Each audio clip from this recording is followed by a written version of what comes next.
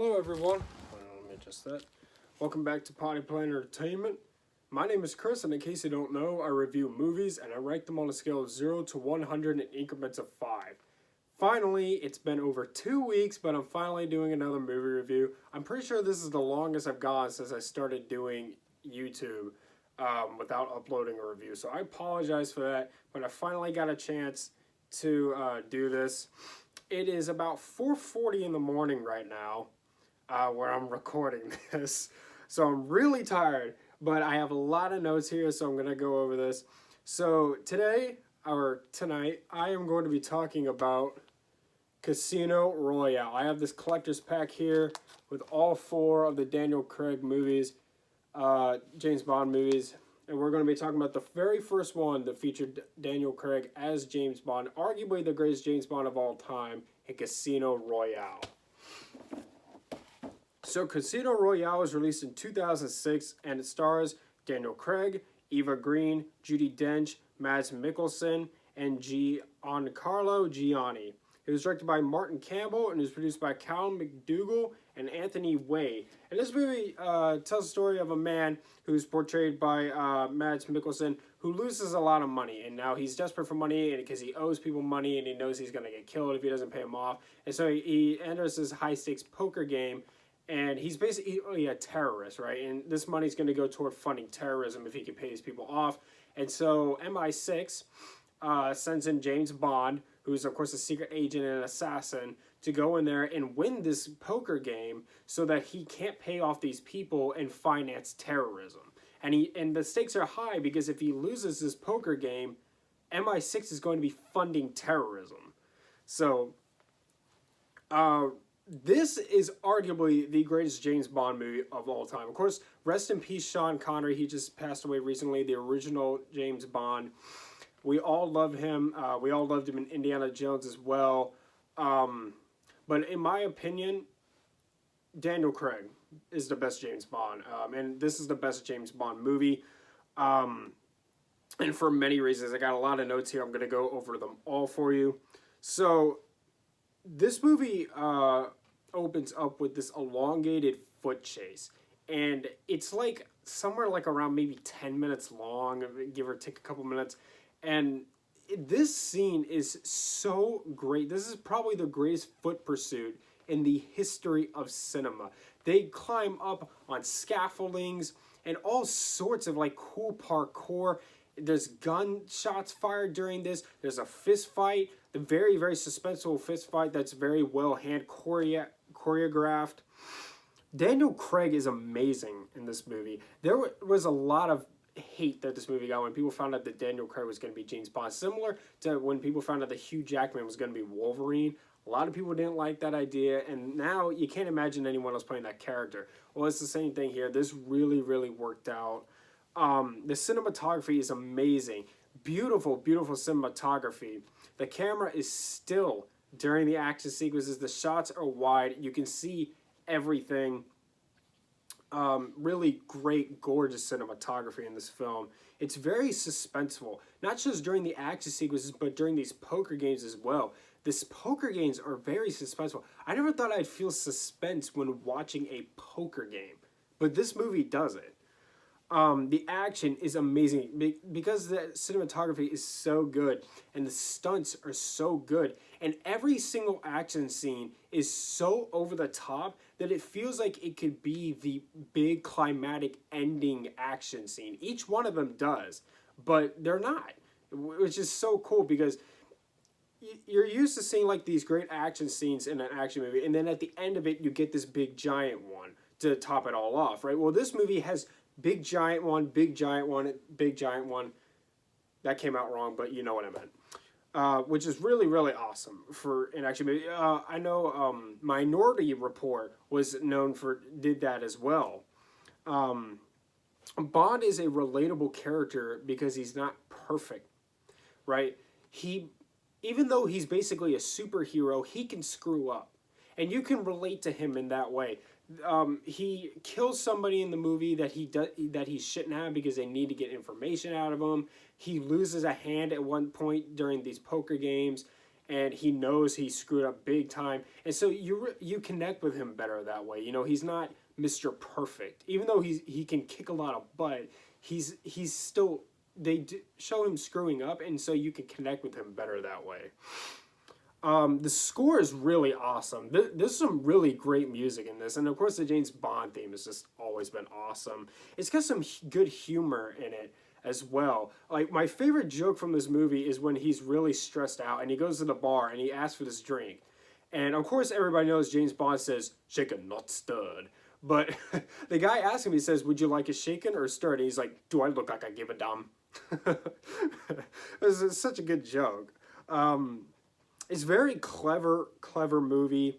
The lack of stunt doubles in this movie is awesome. Daniel Craig is always in frame during the action scenes. There's not a stunt double to be found here for Daniel Craig. You can always see that it's him. That's one of the things that made The Matrix such a great movie, is that the actors were always in frame. You could always see their faces during the action scenes. You can always tell it's Daniel Craig doing everything in the action scenes. And that's thanks to this gorgeous cinematography. The violence is actually pretty high for this movie. This is known as one of the most violent PG-13 movies of all time because it rides the edge of rated R. James Bond roasts people quite a bit in this movie, which is really, really funny. He does this, so when he first meets the bad guy, he shakes his hand. He's like, Mr. Beach, or is it Mr. Bond? He says, I don't mean to get it confused. And he's like, well, we wouldn't want that to happen, would we? And then he just walks away. He doesn't tell him his name. There's this really good scene where, so he's working with this woman throughout the movie, right, who also works for MI6. And she's probably the best woman to ever be featured in a Bond film because she's not just there for sex appeal. She's actually like a character. And after she helps assist him in this fight and kill this guy in this fight, she's not used to this, and so she's really shaken up about it. And he walks into her room and finds her sitting in the shower in her dress, and he just sits down with her and he comforts her. And you don't really get that from James Bond because he basically just sort of screws women and leaves. But this movie shows him connecting with a woman, you know what I mean?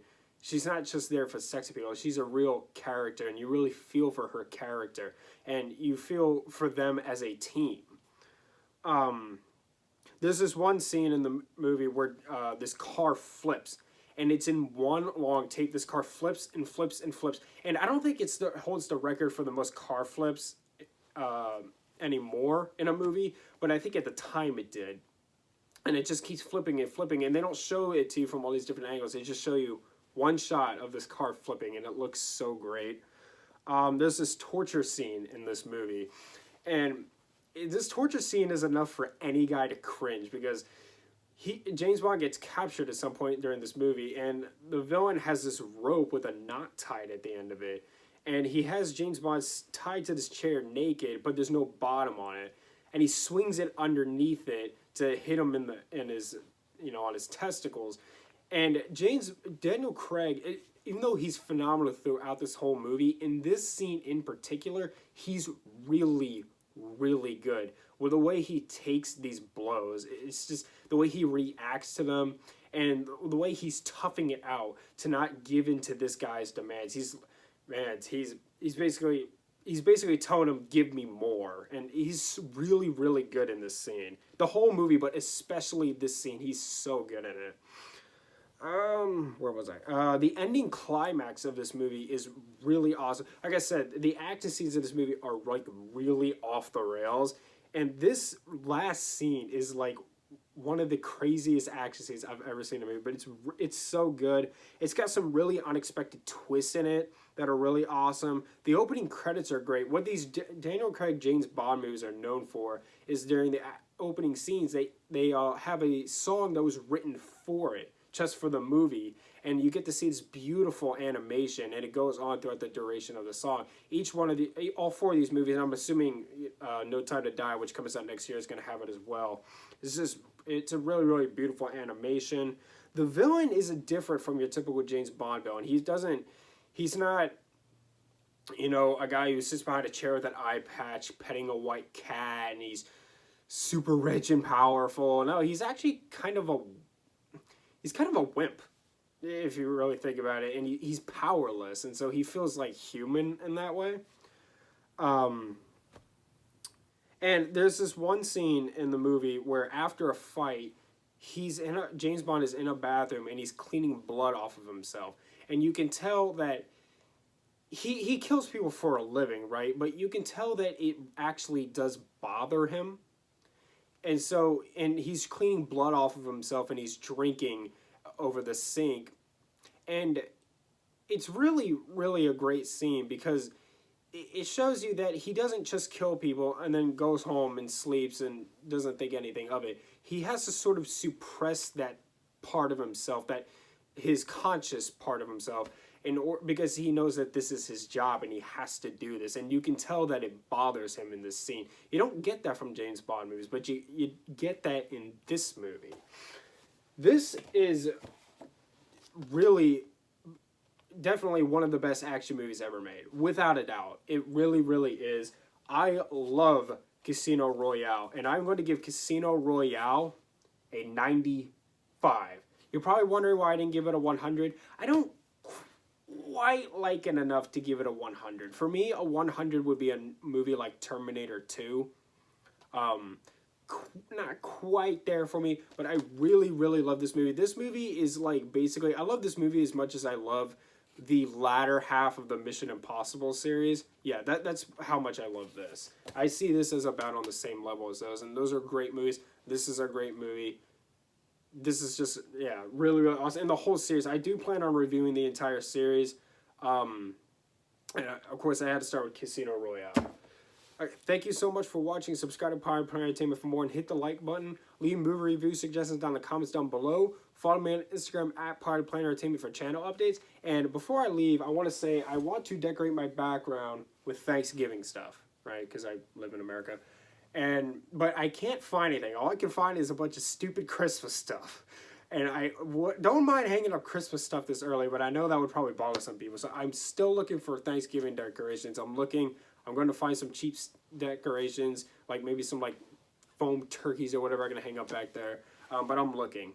Thank you so much for watching, and much love.